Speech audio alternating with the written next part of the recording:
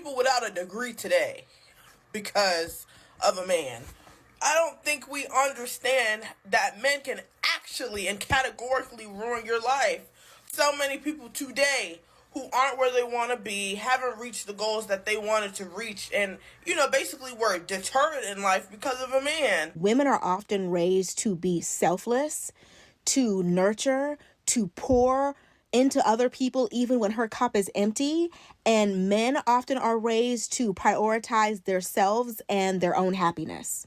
So when opportunities come up, he's not thinking about the relationship. He's not thinking about, what it means for her. He's going to take it. But I feel like women don't often do that. You're considered a bad girlfriend if you don't drop everything to be at this man's side. How many times we have seen women sacrifice their dreams, their goals, all of this for the sake of a man, just for that same man to throw it back in her face years later and to mock her for not being accomplished. These are the same men that beg their wives to quit their job to be a full-time mom.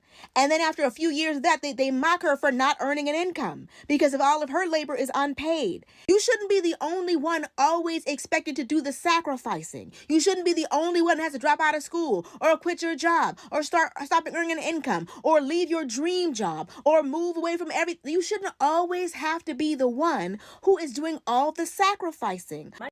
Let me just ask this, like, why do we women do this? Like, why do we sacrifice so much for this marriage? Like, I know most of you have one person that is in mind that left, especially one woman left something for marriage or something. Like, for example, me, my mom had a business in the city, I come from Nairobi, so in Kenya. So my mom had a business in Kenya, and it happened that my dad lost his job, and he wanted us to move to up country, so that he can go there and start farming. So my mom had to sacrifice and leave our business that was thriving there. And I remember she was selling clothes, and I think she was selling second-hand clothes, and it was working so well.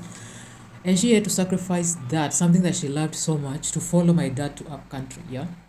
And when we came to up country, life was very hard there. So I bet you, please share down below if you have such a story, like, a woman who left something. Like, many people like leave their degrees, some people leave their countries, to go follow a man. And most of the time, things get tough and they really go through a very hard time.